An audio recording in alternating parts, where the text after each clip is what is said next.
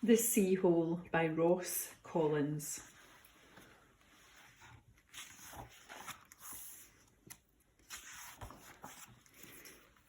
"Look at the sea, Ben," said Dad. "Don't you think it's a bit like a huge skin?" Ben looked confused, so his dad went on. "The sea covers 3/4 of the world, you know, always moving and repairing itself if it needs to." Ben was still puzzled. Dad tried to explain. "When the waves rush forward too fast, they make holes in the sea. That's why they move back quickly to close them up again."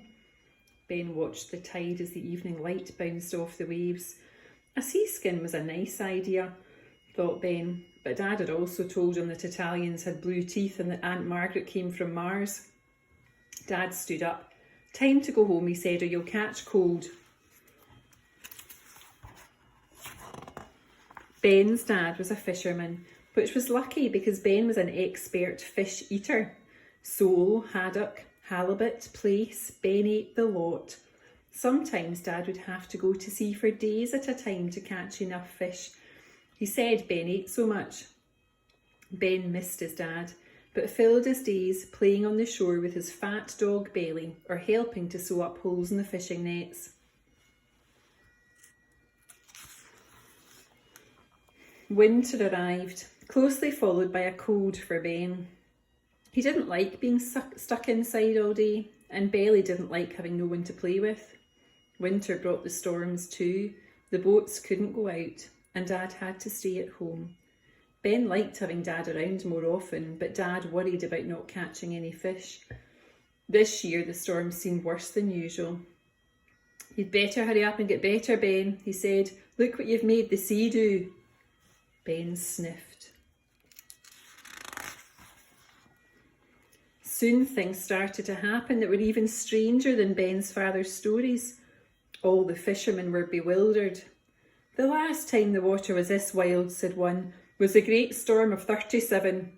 "No, you old fool," said another. "Surely it was the typhoons of 42. "Ugh, the flood of 76 was far worse than all those," grumbled a third. Sometimes, if the night's flooding was particularly bad, people would wake up with new neighbours. Some folk didn't like their old neighbours anyway and were glad for the change, but everybody agreed that something had to be done. Night after night, as Ben lay in bed, he could hear the fishermen arguing over plans of immediate action. His ears red from listening, Ben decided that he would just have to find out what the sea wanted himself. He wrapped up warm and, with Bailey following, crept out of the house to set his little boat onto the billowy sea. Once all the necessary supplies were aboard, 1 flask of soup, the pair piled and sailed off into the night. The sea seemed to know where it was taking them and carried the little boat further and further away from land. As they sailed, frightened fish tried to jump into the boat to escape their unhappy home. Ben got fed up with throwing them back and decided he wasn't so keen on fish anymore. Suddenly the fish disappeared and Ben felt they must be close. Then in the distance he saw it. A hole! And a big one at that. A hole so huge that the sea couldn't repair it. "We'll have to fix it," shouted Ben. Bailey didn't look happy at all.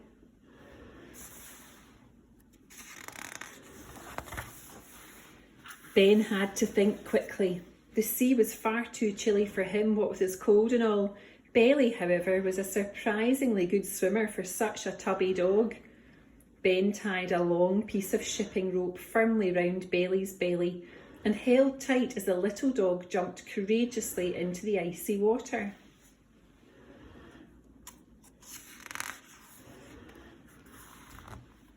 Bailey knew what to do and slowly began to swim and jump back and forth across the hole in the sea. Once Bailey had finished and Ben had pulled the soaking dog to safety, they began to heave on the rope.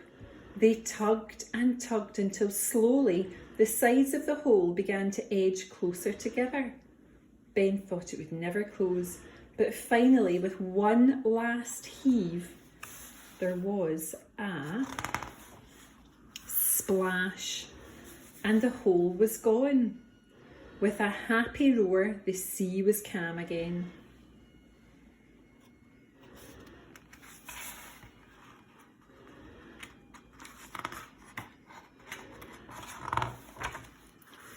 Ben found that his cold was gone too, and the morning sun warmed them as they drifted home in a happy tide. When Ben's worried father found the pair, Ben was exhausted, but he had a story to tell that was even more amazing than one of his dad's.